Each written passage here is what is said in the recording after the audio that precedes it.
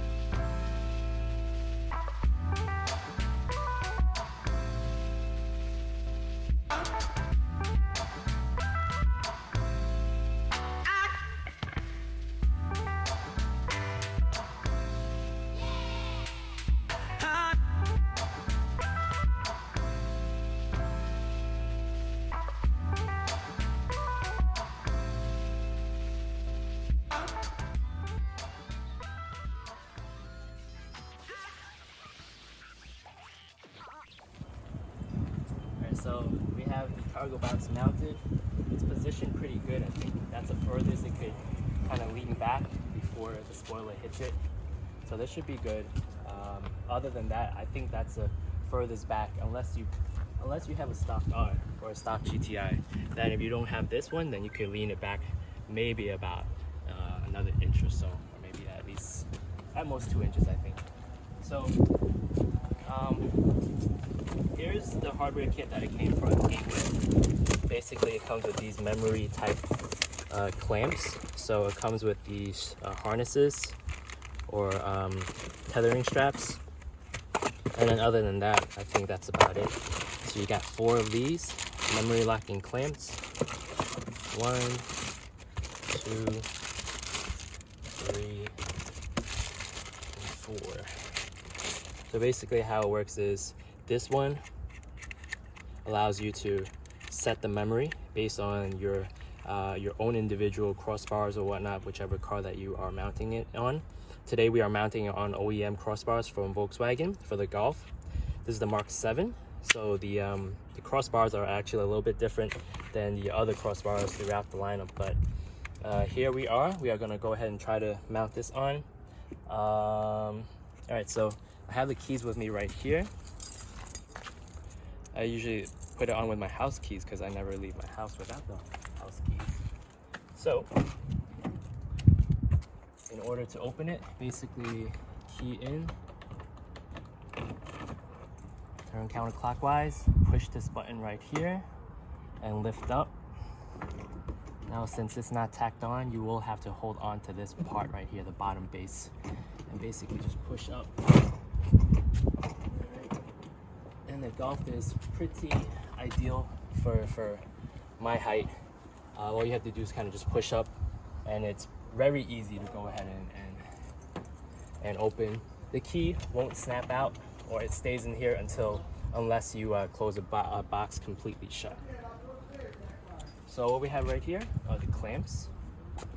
All right, if my dad could go ahead and see if he could, well, actually he has shoes on, so I'll do it. I'll take care of it. So basically you're gonna open this up as far as you think is gonna be the limit in terms of opening the width of the clamps, and then basically it snaps on like so. So the only thing you have to adjust is this one, and this is good because it's memory based. So if I'm taking it on and off the cargo box throughout the lifespan of the car or the cargo box, all you have to do is set it and forget it. But if you are switching it between each individual vehicle, then that's completely different. You have to go ahead and switch up, and you have to reset the memory settings.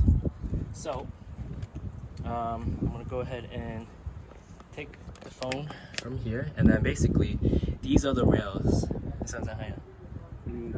So these are the rails. My dad said he's okay. So I'm gonna go ahead and just film it. Basically, it's gonna go on like so. So you can see, this is the clamp, this is the bar. It's gonna go through here. Now it has weather stripping right here, as you can see. right? So it's good to prevent any type of dust, pollen, critters, I think. So you're gonna fit this in and kind of push this through. But probably need 2 hands for this. All right, so open this up. Basically just put it in like so. I'm gonna open it as far as I can and then push this down through the bar, and that's it. Now you can see the bar clamp is here, and let me see, I'll take over. So clamp is here and clamp is here. Now in order for it to work, I'm just gonna close it up. So right now it's giving me tension, so that means it's not far enough. So not yet. Hopefully it still works. Nope. Okay. All right, almost there. As you can see, this is the bar right here. I mean, this is the setting right here. So the more I push back, the more it goes backwards. So not yet. Wow, it goes.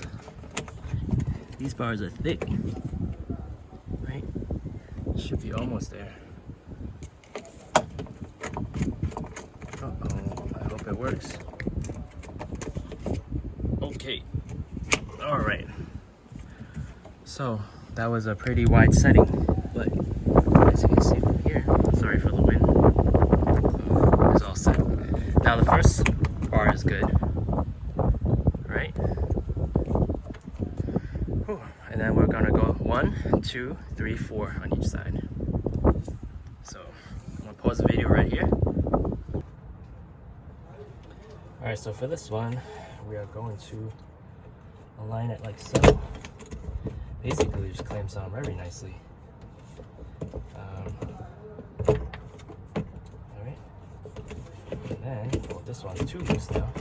So if it's too loose, we are going to turn it clockwise. Still too loose. Nope, too much. Okay, and it's good. Wow, looks very nice. Now, in order for me to get to the other side, I have to go ahead and close the box. So this is how easy it is to close the box. Basically, stand it shut like that, and then take out the key. Here, you can open the side. You can open the box from each side. Basically, you push the button like so. You hear it, and you can push it up to the top. And then there is a locking lever on each side, front and back, for it to stay up. So it's very convenient. So we had 2 more. And again, if all goes well, this installation should take about 10 minutes or less. If you really know what you're doing, or if you're really used to it, basically, even if you have your own garage, then this is a breeze. It's, as far as the box itself, I did a ton of research, and this is the box I decided upon. But I'm gonna go ahead and just grab the camera again. Now here it is. The whole basis of it is you using this clamp, the locking clamp, and basically locking this box right here, the base, to your OEM crossbar. So the good thing about these clamps is the fact that it's universal. Like, you could use it for any type of bars. So for my father's car, he has a different type of OEM crossbars. Well, actually, he doesn't have OEM crossbars, but he has a different type of design for crossbars, and this one also fits, so that's good. All right, so we have this one right here. It looks pretty good, I think. It has a good solid grip. Not sure if it should pinch closer, like that one. For this one, driver's side, looks decent.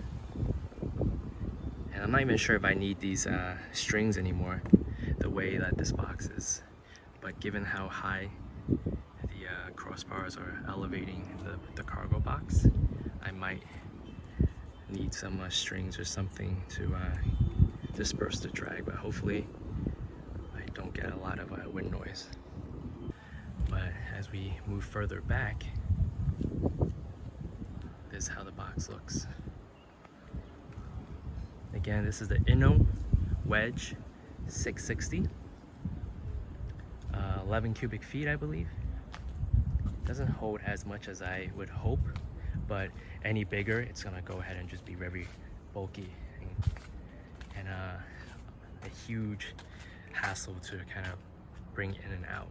So even bringing this in and out, it was a hassle. So I might just leave it on full time. But it's a summer sun. I'm not sure how the ceramic coating would hold up to the heat. Hopefully it does, at least a little bit. But it's a pretty expensive box. But I got it at a not a discount, but I got it the cheapest way possible by having it shipped to an REI and then picking it up in store. That way you save a ton of shipping. So they actually charge you freight shipping costs for this. So I'm gonna go ahead and just clean up the box a little bit, and then a little bit of, yep. And there you have it, guys. That's the install of the Inno Wedge 660. Thanks for watching.